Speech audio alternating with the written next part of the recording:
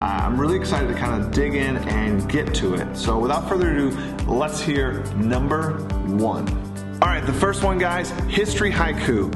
It is so simple. You could drop this in, like I said, to any lesson.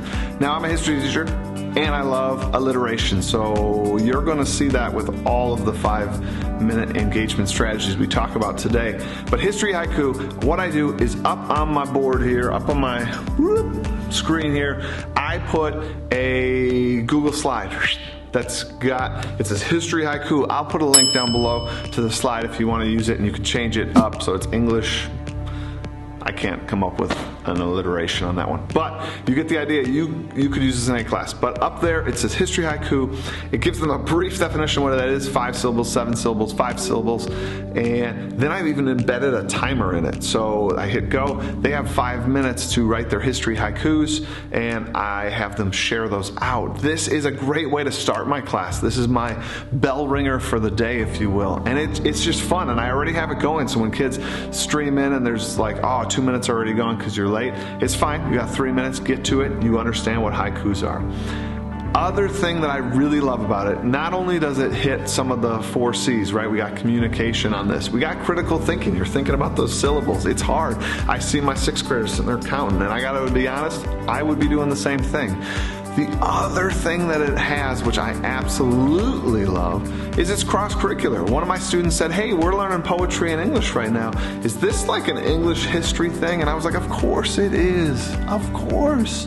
So we got cross-curricular, we got creativity, we got communication skills, right? Kids then at the end of those 5 minutes have to sort of stand up. And I gotta tell you, if you have your kids write these out on paper, not digital, but on paper, there's something about that time they took, that effort they took to write it down on paper.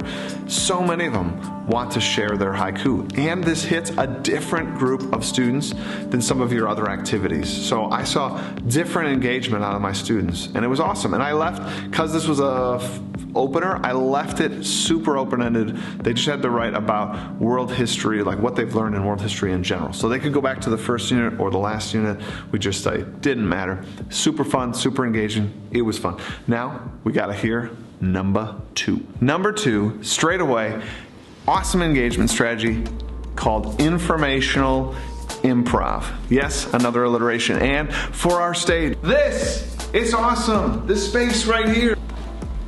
They love it.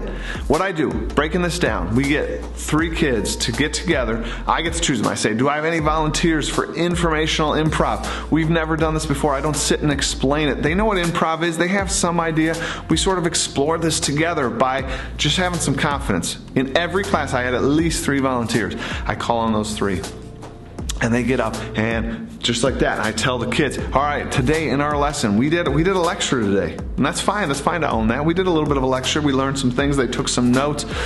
And then we have them say, like, what's one of the things we learned today? Can you shout out that topic? These guys have to sort of act it out and have to show us they understand that term or that idea or that concept. And they do it, and then boom, they start acting it out, and I say action, and they act it, and then I say freeze.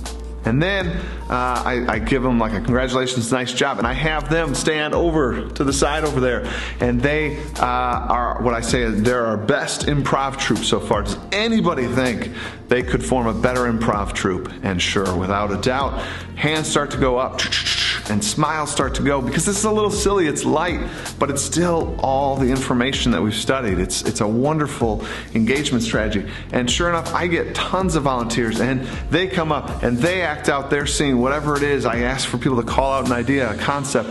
They act it out, and I say freeze, but this time it's a little different. I ask the whole crowd, do you think that they did a better job than that other impromptu improv troupe that's off to the side? Thumbs up, thumbs down.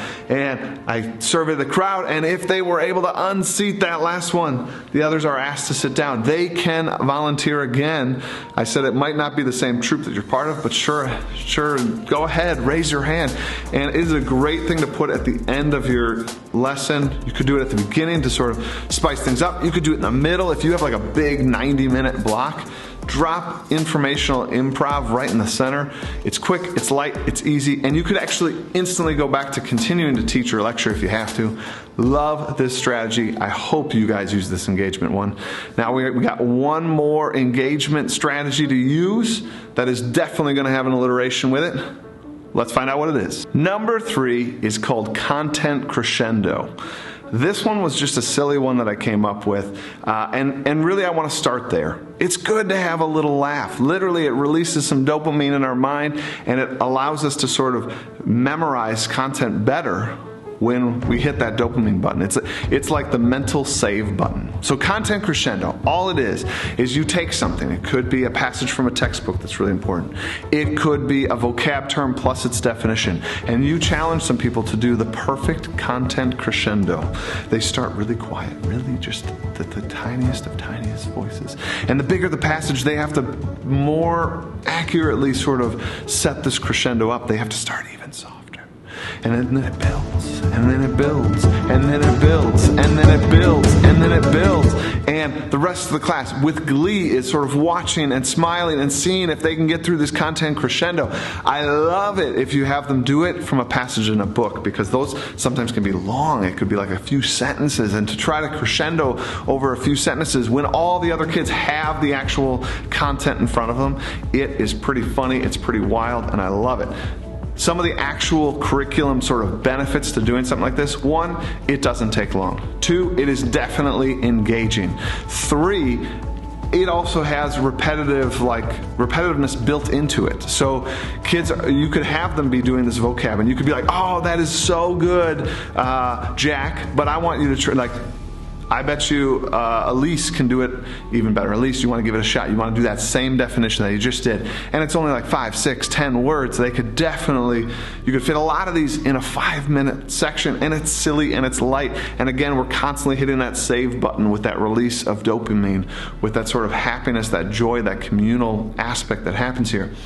Much like the information improv, what I also like about this is it gets you used to public speaking. It puts you in that limelight. It puts you in that moment of being a little theatrical, putting yourself out there, and it sort of changes the nature of any class. This could be a math class, this could be an English class, this could be a 2nd grade class. Help them break down those worries about public speaking a little bit in such a fun and silly way. I swear if we all built in a few of these 5-minute engagement strategies, we'd see a difference in our class, and we'd definitely see a difference in our students.